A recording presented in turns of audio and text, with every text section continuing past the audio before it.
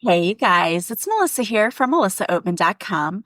Welcome to another episode of Awaken Your Inner Awesomeness, the weekly podcast devoted to all things spirituality and self-improvement. I am so delighted you're here with me today because we have a very special guest. Today we have with us Miss Abi Levine.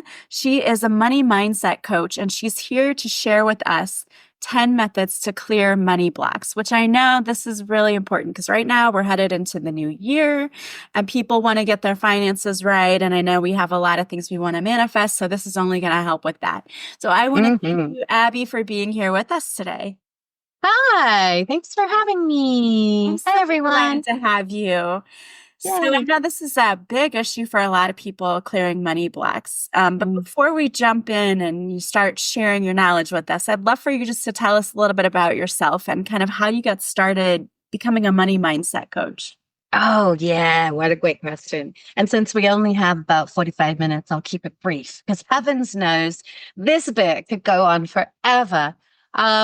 So I was born in South Africa and then I spent 8 years in England. That's my accent. So usually people, what's that accent? I've been in California for 22 years now. But when I was in South Africa, I experienced extreme poverty and also a lot of abuse. South Africa is a third world country, so there are no like government systems for support or aid. So people don't have homes, they just live on the street. And then I went to England. When I was in England, I was actually in foster care. And then once I emancipated from foster care, things got worse before they got better. I got married and had a baby, and then I ended up homeless 4 times as a single mom. Living on $25 a week for food, taking the bus 6 hours a day to drop my kiddo off at daycare and then to go to work. Like I would save my quarters and my change so that once a month we could go to the kids eat free night at IHOP. And, this was like my 20s. It was struggle, it was suffering, it was homelessness and just intensity, like a lot of intensity. And then finally I was 2 weeks before my 30th birthday. And I really took a look at myself and I had kind of a come to Jesus moment. And it was just like, why am I like this? Why am I waiting for someone to come and rescue me? What am I expecting is going to change if I don't take responsibility for my actions or do something differently? Like at that point, my life was the definition of trying to do something different and expecting trying to do the same thing and expecting different results. So I started a healing journey. I started learning hypnosis, and then I also started seeing a hypnotherapist. And I loved it. I built a private practice. I won Best Hypnotherapist in Los Angeles 5 years in a row. And then what was really interesting is that even though I was booked out for 6 months, I constantly had new people calling me for appointments. My income was still capped at like $6,000. And I don't know if anybody's ever been to California or lived in California, but you still have to have a roommate. Yeah. When you make $6,000, you still can't afford to live by yourself. So I was like, well, gee, I've built this successful, award winning business that I have plaques and trophies and accolades for. And I'm still barely scraping the poverty line. Like, what the heck? So that's when I started working on my own money mindset. And at the same time, since we're here spiritual and I can be super open about this, I also started talking to angels right at that same time. And so the angels were the ones who told me I needed to start teaching money mindset. And for 18 months, Melissa, I completely resisted. I was like, you've got the wrong girl. There is no way anyone is going to take me seriously. I have been homeless. I have had so much debt. Like, there is no one in this world who's going to listen to me if I try to teach them about money mindset. And they're like, do it, do it, do it. And I was like, okay, fine.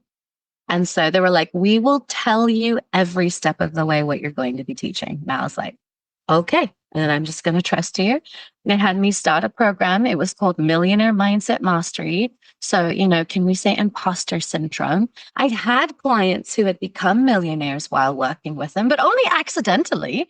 I'd never actually specifically helped someone become a millionaire. And so I was like, oh God, I hope this isn't like I hope this isn't a big flop. I hope that I don't become the biggest fraud. I'm going to ruin my reputation. Anyway, within 5 months of starting that program, my clients had made over $47 million. Wow. Right. And so I was like, okay, you're not leading me on. You're not leading me like this broken trail. We're onto something here. So I kept on teaching. And after the first year, they'd made over $125 million. And it just kept escalating from there. And of course, my income started shifting, right? And my income doubled and then doubled again, and then doubled again, and then doubled again. And now at this point, I've made over $2.5 million in my business. And my clients have made in the last 5 years over $1.5 billion. And so so it's a really fun,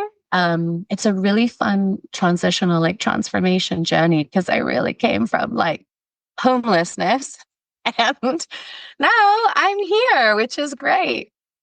Well, I think that that's always kind of the way it is the best teachers are the best teachers because they've been there and they have those experiences. And so they know how to guide others through it because you've been in the trenches where they are. Right. Right. Yeah. So you have 10 methods for clearing money blocks. And I'm very excited because honestly, if I'm going to be completely honest and vulnerable with my audience, this is an issue for me. I was raised by a single mom. I was a single mom. Right when my children were getting ready to graduate high school, their father, we were not married. We had been divorced since they were about a year old, committed suicide. And so then it left me struggling to figure out how we were going to afford college and all the things. And it was like an immediate thing. So this has always been an area where I know I personally have struggled and have been trying to overcome this. And I know there are people out there who are the same because they tell me all the time, this is what I feel. Yeah, absolutely. And there's this narrative in society that single parents are just not supposed to make it. They're not supposed to make a good living for themselves, right? This narrative is you're always going to struggle if you're a single parent. You're never going to have enough time. It's always going to be a challenge. It's going to be suffering. It's going to be struggle. And, I relate to that so hard. I do, because I was absolutely there. And I love that point you made. I just wanted, before we go into the 10 methods, I'd love to circle back to what you said. It was really insightful when you were talking about, the best teachers are the ones who've been there. And the way that I feel about that is the same way I feel about my health journey, right? Like I would never work with a person, I have, and it wasn't effective, but work with a personal trainer who'd never been overweight. They don't get it. They don't understand. I'll just tell you to stop eating it. Don't eat it. When you talk about stop eating sugar, are you out of your mind? It's literally a frequency thing, right? When someone has absolutely no concept of what you've been through, you just don't feel understood by them. You just are like, you don't get me. You have never, ever had to choose between if I'm going to spend this $25 on gas or groceries tonight. You've never had to make a hard decision about, is it going to be socks or books for school? You've never been there. And so, it really is like a frequency thing. When you have clawed and scraped your way out, then you can show other people how to do it without the clawing and scraping. You can save them some time. You can save them some effort. You can save them some tears, some pain, some trial and error. You can shorten the distance. So yeah, you're absolutely right. That was really good. So if you're ready to dive in, I'm not ready. Yes. Okay. I am excited to hear about Yay. And we might not cover all 10 today, because what I think might be more valuable, and you can just correct me if I'm wrong, or if, whatever works.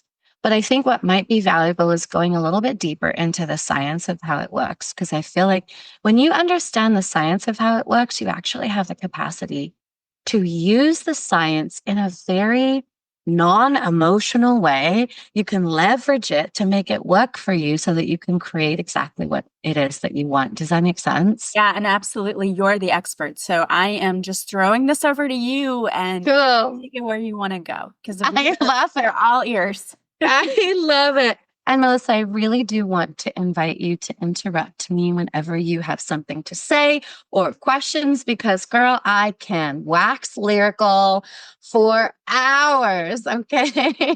I'm good at interrupting. So if Okay, good. but in, I will. Don't worry about it. Excellent. What a perfect union this is today. I love it.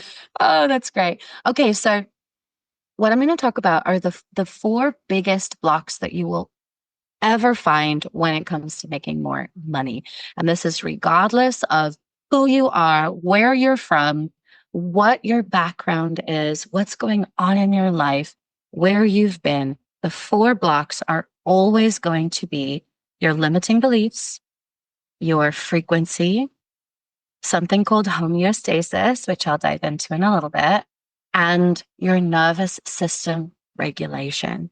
And so let's start with nervous system regulation, because this is the newest science of everything that I teach and everything that I talk about. Nervous system regulation has only been really becoming popular since COVID. Mm-hmm. Yeah. People are only learning about it right now. And so now we're finding that there's so many people whose nervous systems have been dysregulated for decades. And of course, it makes sense that you haven't really been able to get any traction in your life, because your nervous system, like, I think of the nervous system as individual nerve cells, because they are, even though they all work together, it's individual nerve cells. And it's like when your nervous system is dysregulated, it literally feels like your cells are like chaotically waving in the air, like those like air guys at car lots, you know, with the arms, and they're like, ah! And that's what it feels like when your nervous system is dysregulated. It doesn't matter how much you rest, you never actually feel rested. There's a lot of insomnia. There's a lot of anxiety. There's a lot of second guessing. This is where, a lot of analysis paralysis comes in. And the bottom line is, if your nervous system doesn't feel safe, you don't feel safe. And what happens when you don't feel safe is nothing. Nothing happens. You can't take action. You can't make decisions. You can't take risks. Every time that you want to make a decision, there seems to be an endless list of pros and cons, an endless list of reasons why this could work and why it couldn't work. That's like, these are all signs of nervous system dysregulation. And when you're dysregulated, it's very, very difficult to get your arms to do a thing when your nervous system is the thing that connects and controls your arms. Does that make sense? It does. And I've talked to a few audience members who've reached out to me talking about procrastination. Yes. How they know there are things that they have to get done and they just can't do it. They can't make a decision to do it. So I totally understand where you're coming from. Yeah, I love that. Yeah, exactly. And the thing is, until you understand like why it's happening, you think that you're the problem. Like when we find ourselves procrastinating, if we don't understand that it's our nervous system and it's our body trying to protect us, or it's a limiting belief that our body says, okay, this is not safe because it goes against this limiting belief, we think it's us. We think, I'm lazy. What's wrong with me? Why do I know what to do, but I'm not doing it, right? And we make it so personal. We're so good at taking responsibility for the things that we don't do well. And then we don't take any responsibility when things go well. We constantly redirect the responsibility away from us to other people or to the universe or to spirit, right? And so this is one of the times where we can actually redirect that responsibility to a physiological thing that's happening in our body. So it could be your nervous system. Some really easy ways to regulate your nervous system are somatic work. I don't know how much you talk about somatic work on your show, but it's I It's haven't really talked a lot about it, but I have been seeing more and more the somatic yoga. oh yeah, It will just show you different poses that you can do that yeah, release the tension and the yeah. I've seen Exactly. Yeah.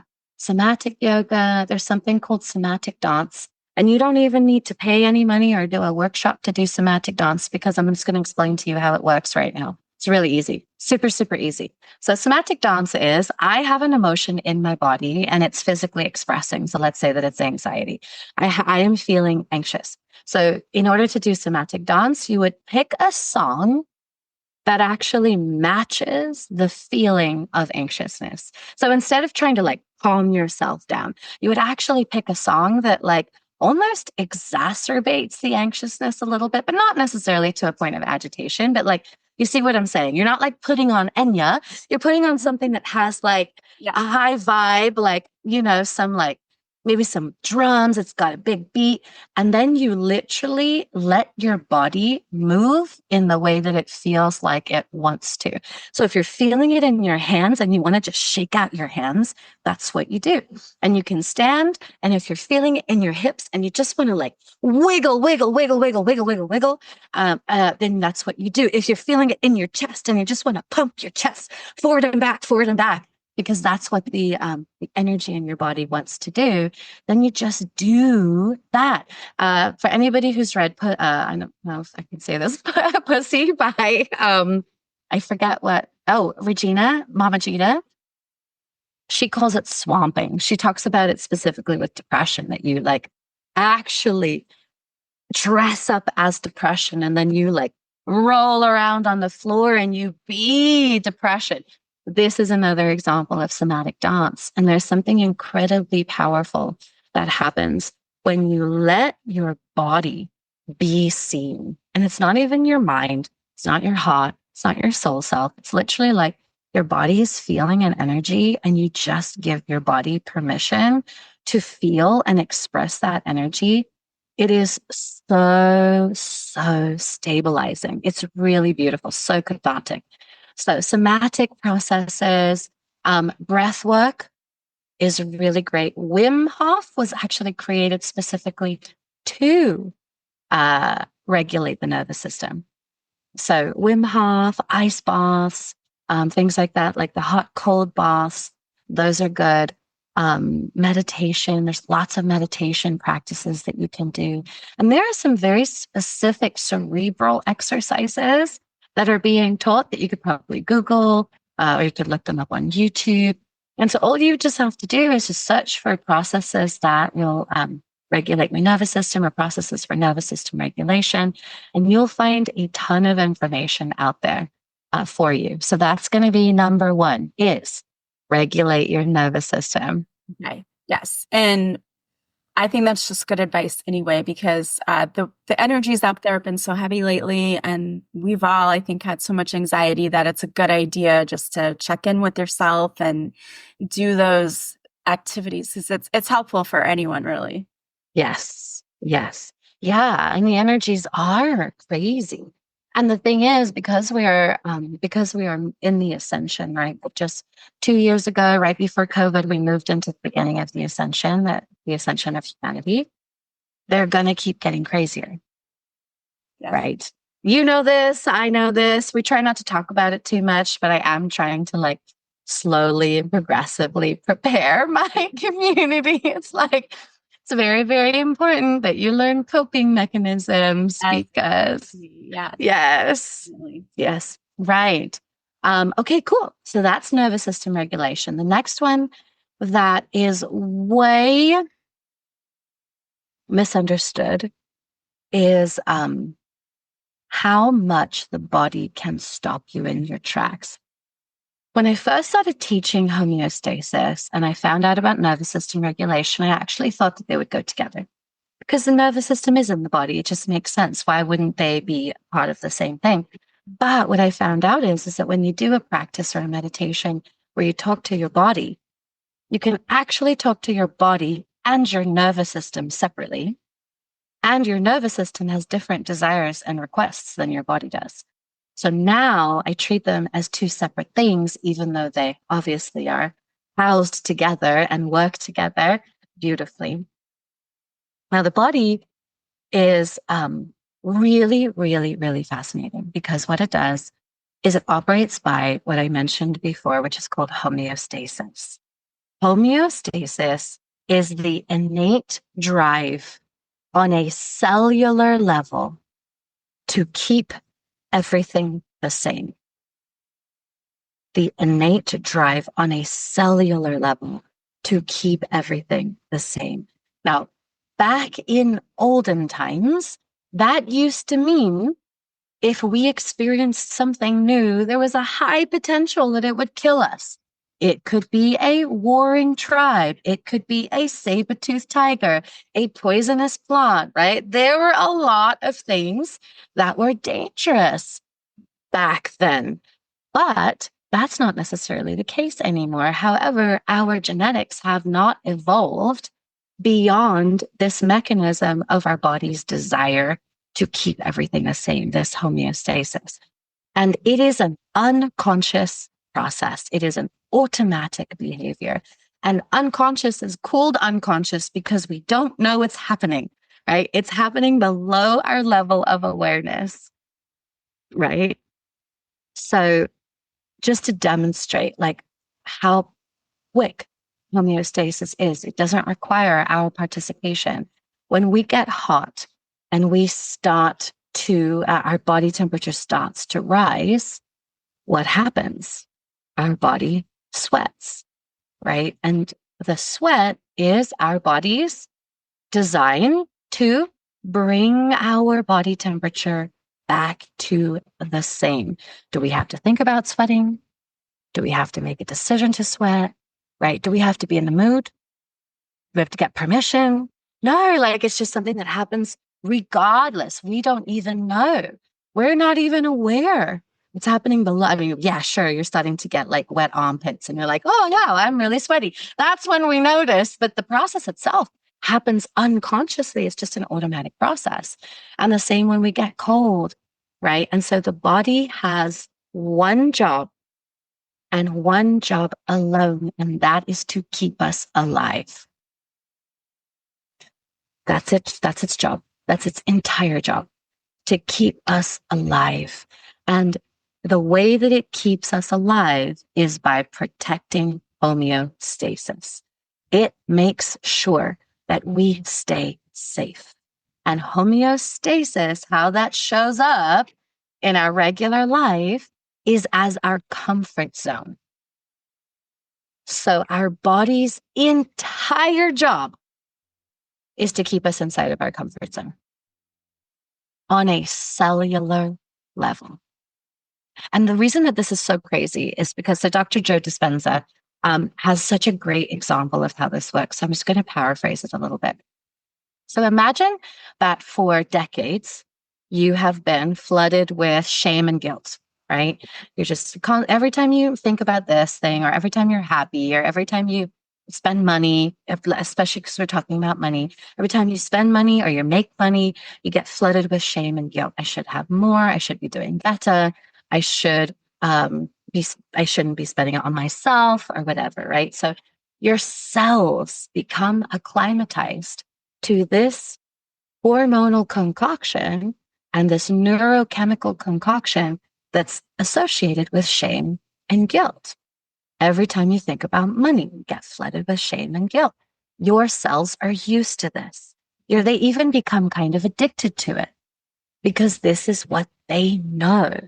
And then you start to change. You might decide you want to make some more money. You might want to start a side hustle. You might want to start a business. Maybe you want to do something that lights you up a little bit more. And so you start to feel inspired. You start listening to Melissa's podcast every week, and it shifts you and changes you, and it starts to open up your mind about what's possible for you. And all of a sudden, you're starting to do things slightly differently. You're taking a few more risks. You're making a little bit of extra money. You're feeling better about yourself. And now when you think about money, you feel excitement, no longer shame and guilt. And that feels good initially. But what happens is that after some time, and it's different for everybody, for some it's days, for some it's weeks, for some it's months, for some it's years, right? It's different for everybody. But after some time, the body, the cells start to go into withdrawal for that concoction of shame and guilt, because that's what it knew. So it starts to feel thirsty for shame and guilt, this excitement, this motivation. This is very unfamiliar. And your body sends a message to your brain that says, Mayday, Mayday, something has changed and it is dangerous. Why? Because all new things are dangerous. Anything outside of the comfort zone is dangerous to the body.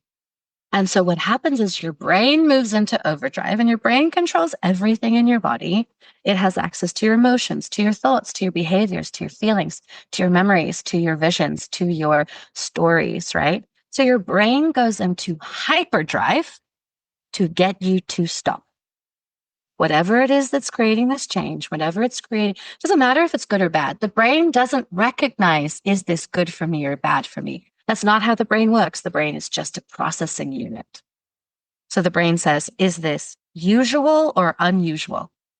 Is this regular or irregular? And of course, if it's new, if it's a new behavior, it's a new thought, it's a new idea, the brain will read that as irregular. This is unusual. And it will go into deep attempts to get you to stop. And this is what looks like self-sabotage.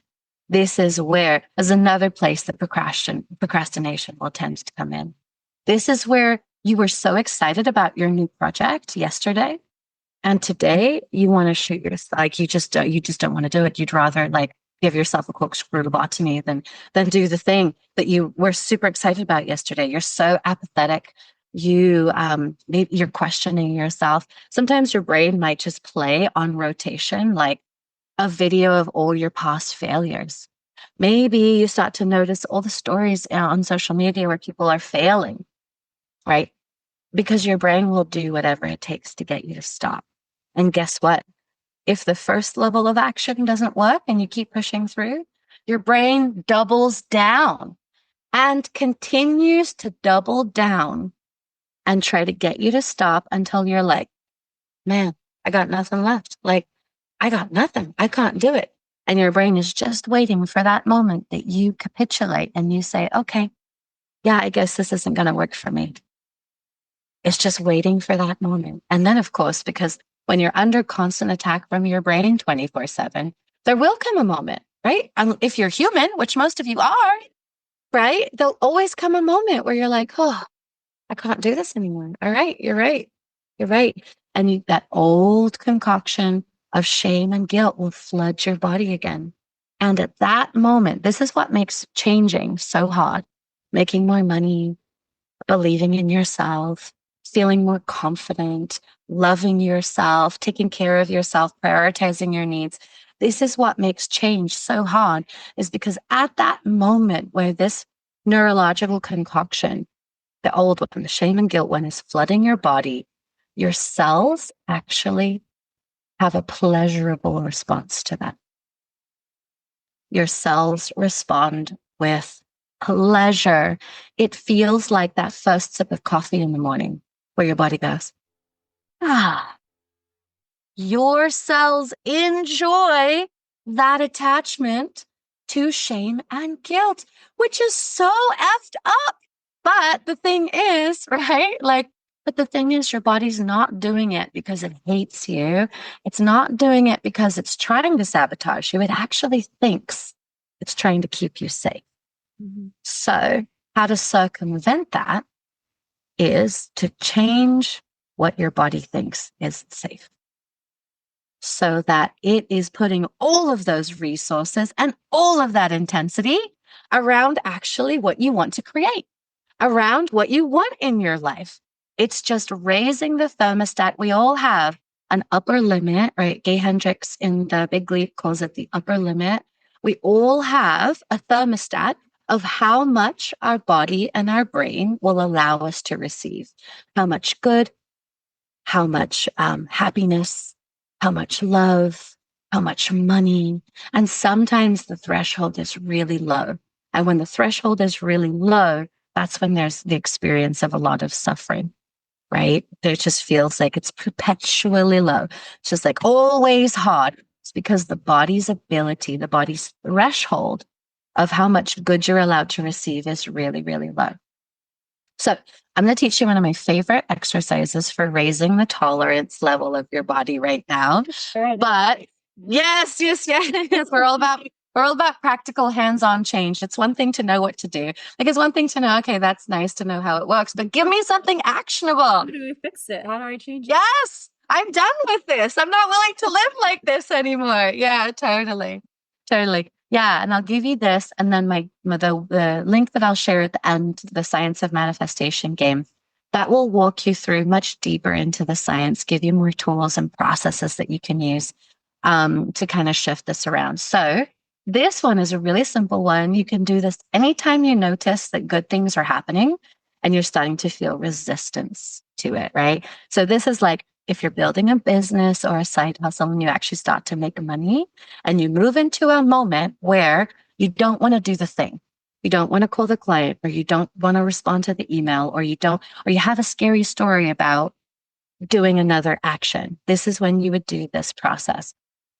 It's easier if you close your eyes, but don't close your eyes if you're driving, please.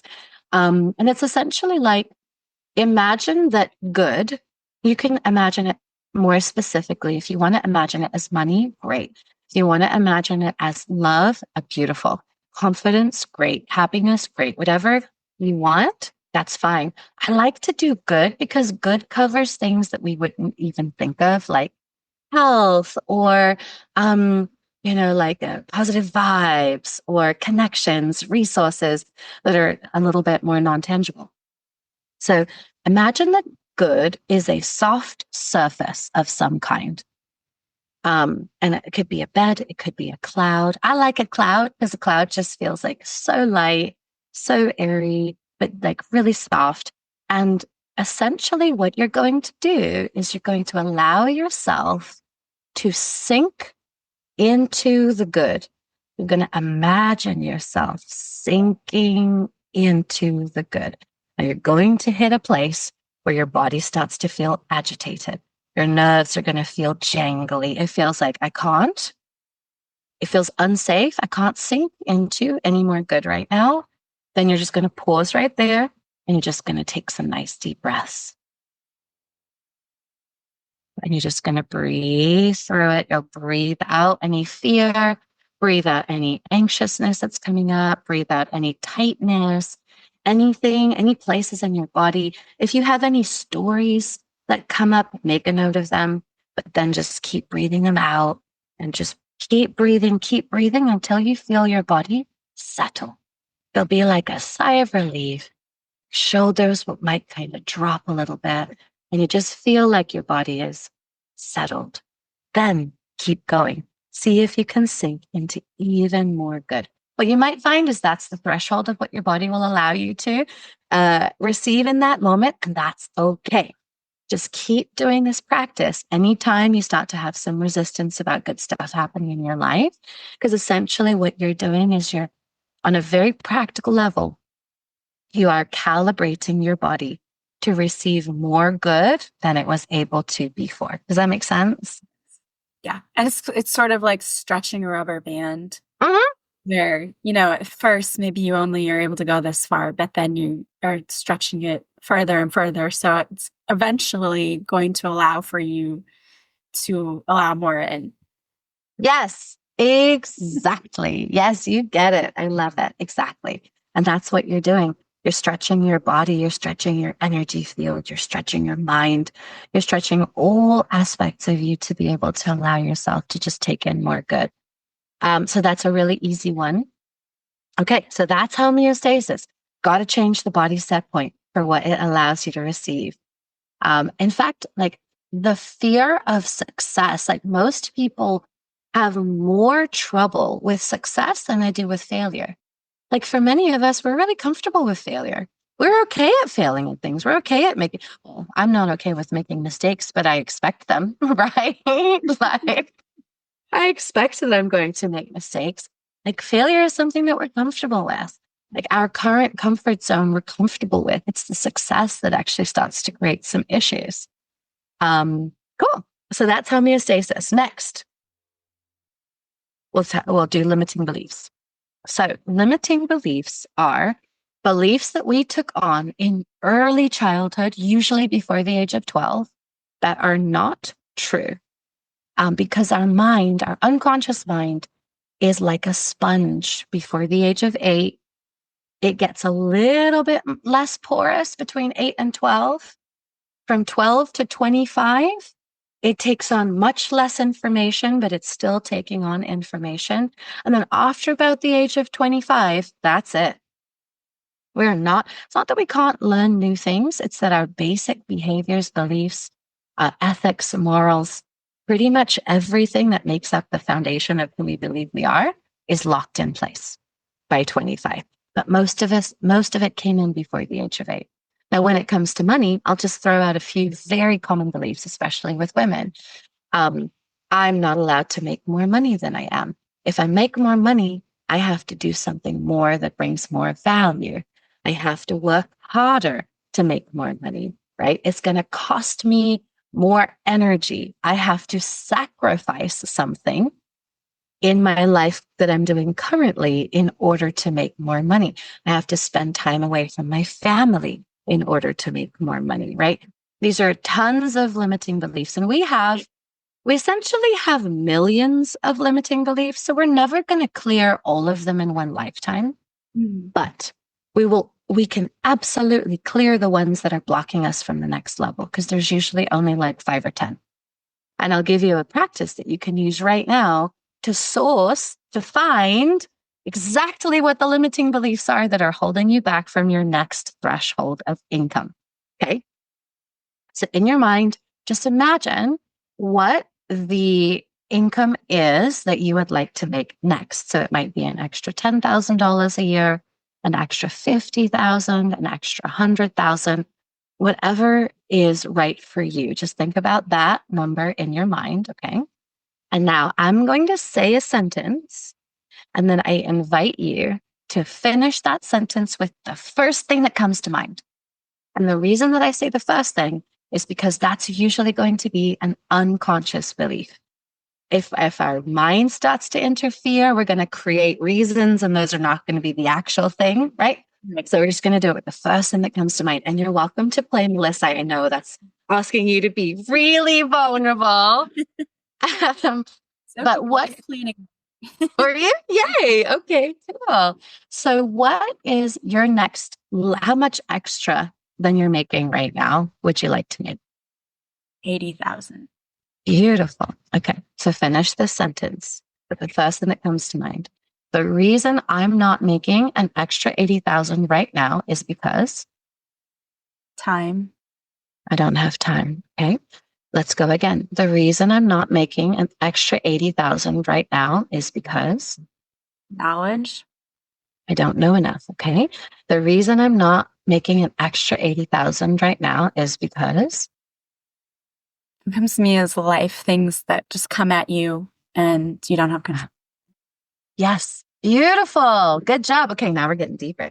Okay. So the reason that I'm not making an extra 80,000 right now is because Every time I bring it in, it goes back out. yeah. Now let's see if we can go even one level deeper. The real reason I'm not making an extra 80,000 right now is because I guess I don't really believe it's possible. okay, there we go. It's not possible for me. So that would be the first one that you would clear. And the reason and thank you so much for your vulnerability. And I know that that's super helpful for your audience to actually like see the process done, because now they know how to play this game with themselves, right? Yes.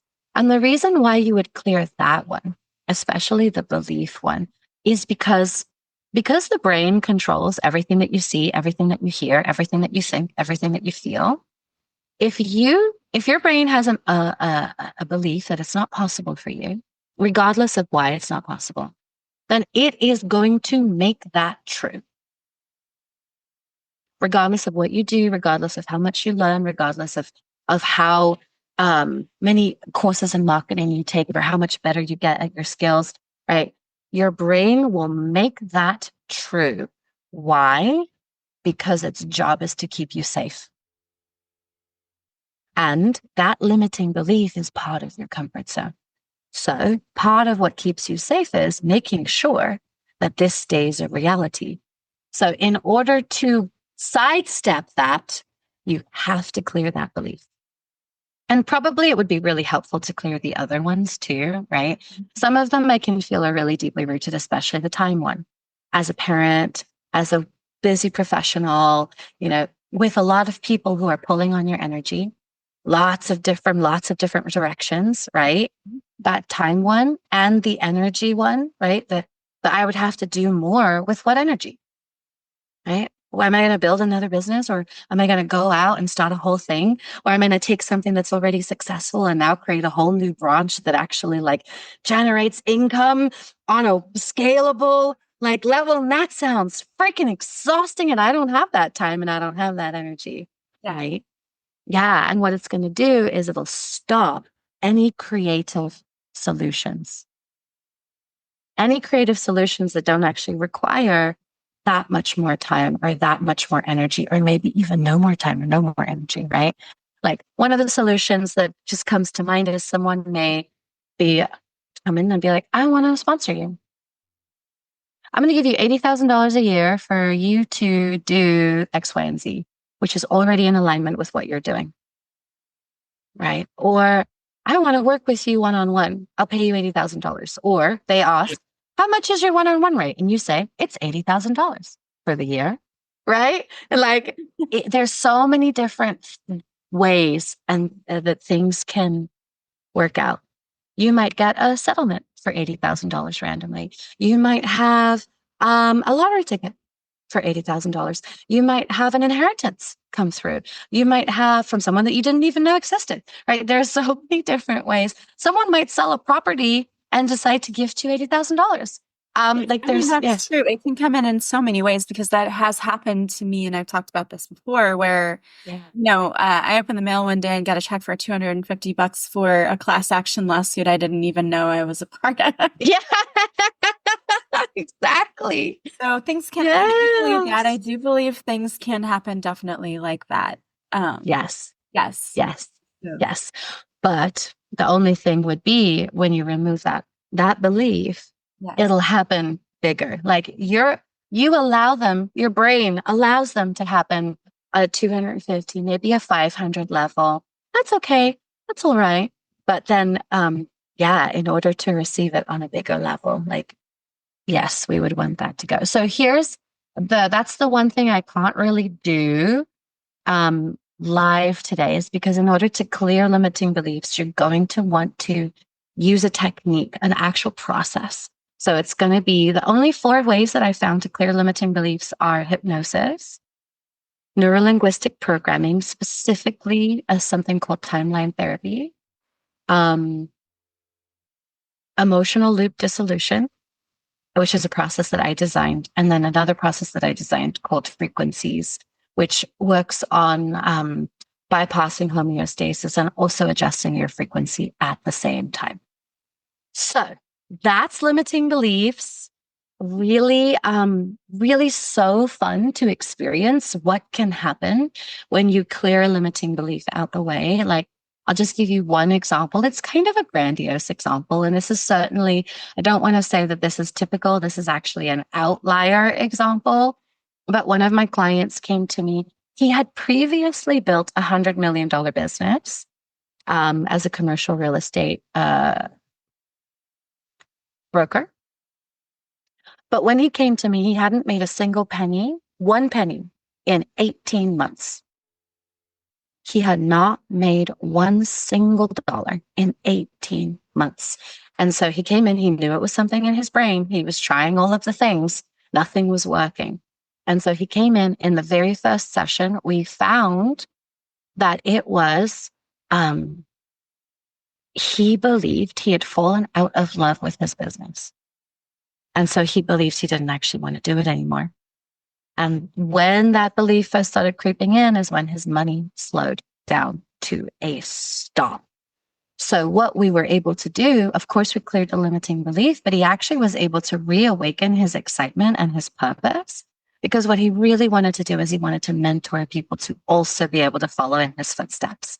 He wanted to teach other people how to build commercial brokerages that also made over $100 million a year. And so he was like, well, the best way to teach them would be through my own business that I had already built.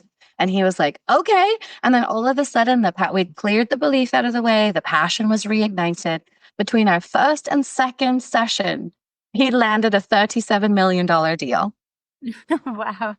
It was absolutely nuts. And it just fell right into his lap. He didn't even have to go out and search for it. And then did you want to say anything about limiting beliefs before I move on to frequency? I don't think so, because I've talked about that a lot on the show. Oh, cool. So I think I'm pretty familiar with those. Cool. All right. So the last thing is frequency.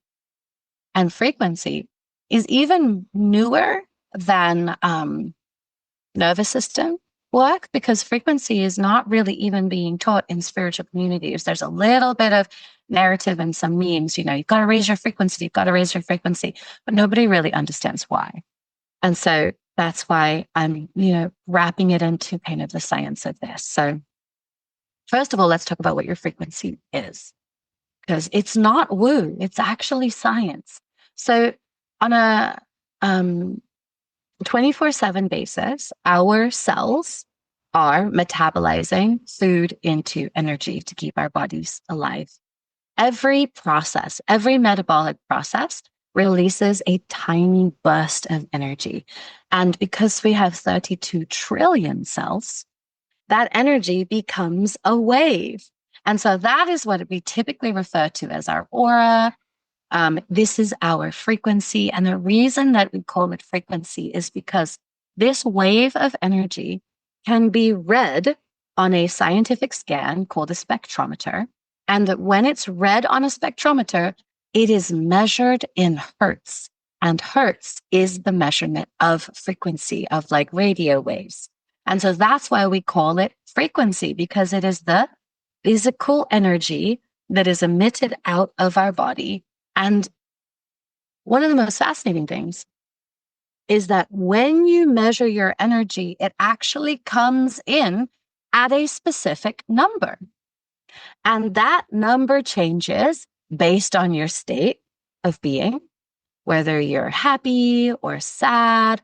They have actually mapped, there are charts out there. You can look it up. It's David Hawkins, something about human emotion. They have mapped a frequency chart of what emotions, when you're feeling the emotion, where your frequency lands on the spectrometer. It's fascinating stuff. And so every time you heal, every time you grow, your frequency lifts. All right. So in your frequency are particles. In fact, your frequency is made up of energetic particles. Everything in the world, including the air, including this empty space, right?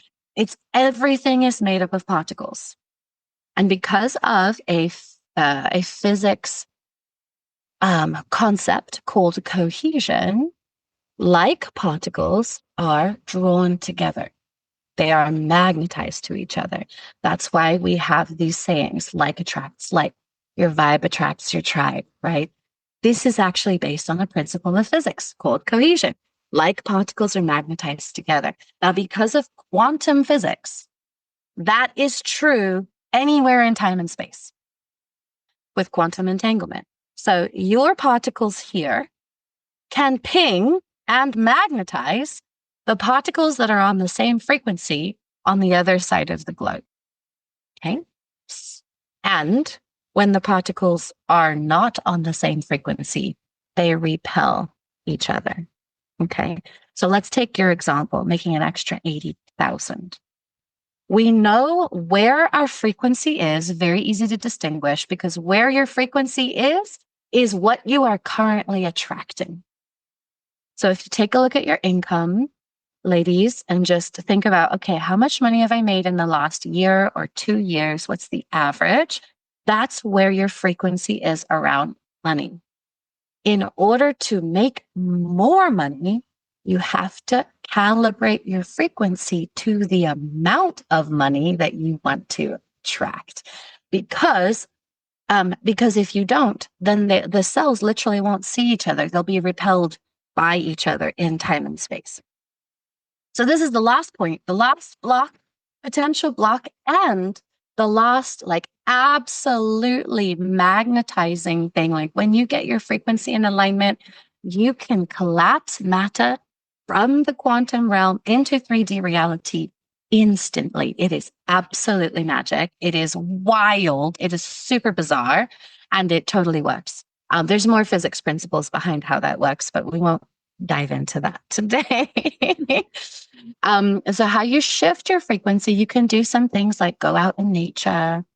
You can be in high frequency, energizing spaces in order to shift your frequency, especially like very luxurious spaces with high quality materials.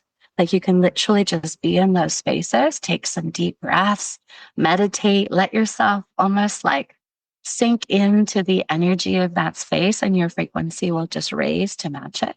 And then one of the other ways is just by, oh, okay.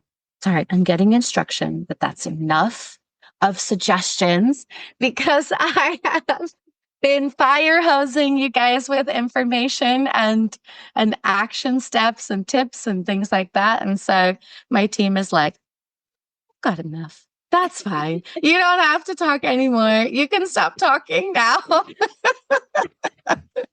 Wow.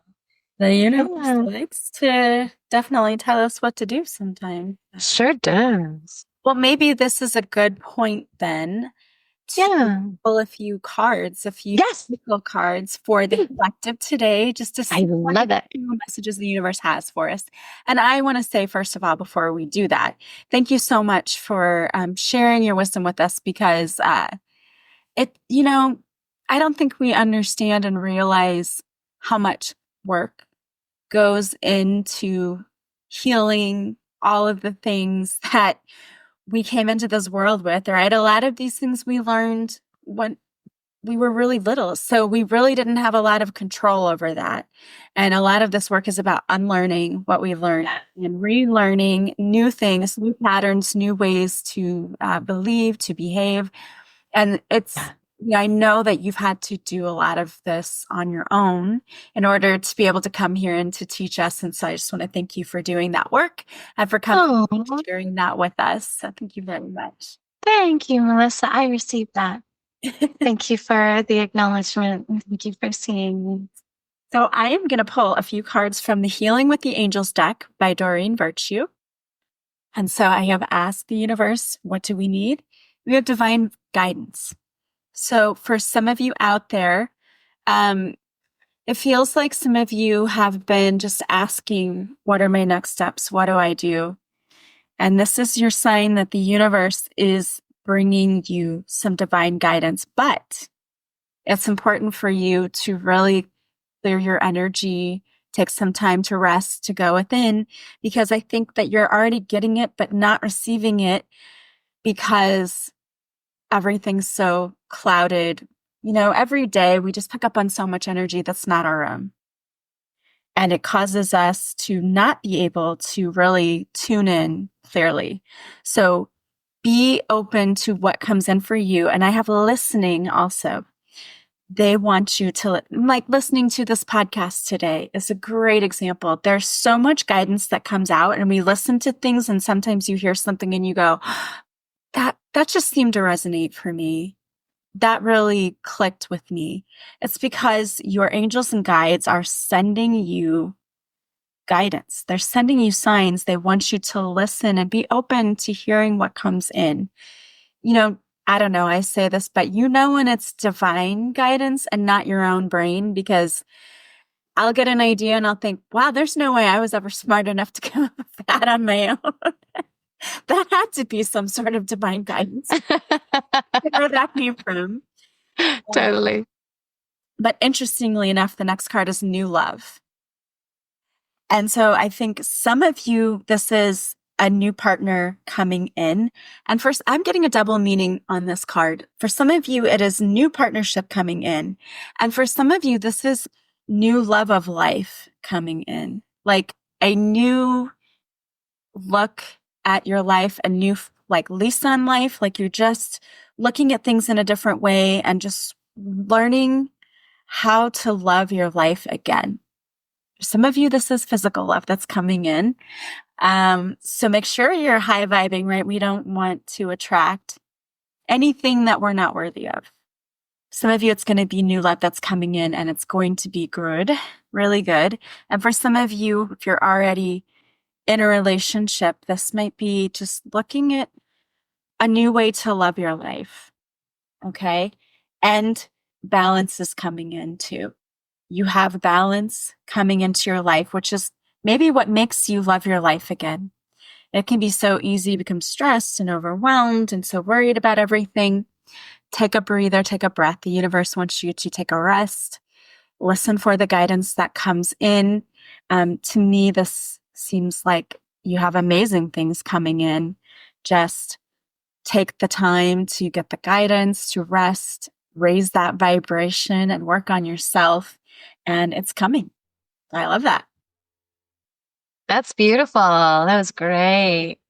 That is so awesome. We have some beautiful things for you guys today. So if they want to continue doing the work, let's say they want Yes. using their vibration or maybe trying to work on those limiting beliefs, you have a new game that you've created to help them, right? Yes, I sure do.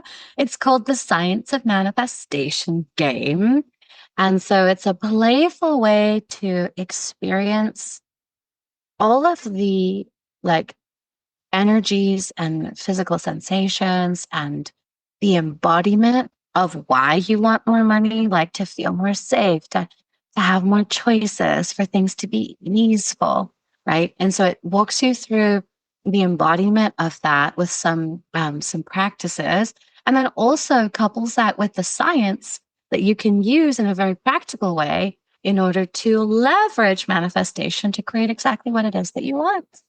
I love that. And so we're going to have a link to that game in the show notes so people can go and click on that. Yay. I, again, just want to thank you so much for being here with us today and sharing all of your wisdom with us. So this was so fun. So fun. Thank you for having me. Thank you. And I want to thank all of you for being here with us today as well. As always, if you like this podcast, please subscribe. Please leave a positive review from wherever you're listening. And the greatest compliment you can pay me is to share this podcast with those you think might enjoy it. If you'd like to work with me, you can go to my website, melissaoatman.com. I offer half-hour readings, hour readings, healing sessions, so much. I have online courses too. You can go there and check it all out. And as always, I am sending you guys so much love and light. I hope you have an amazing week, and I will talk to you soon. Bye, guys. Bye.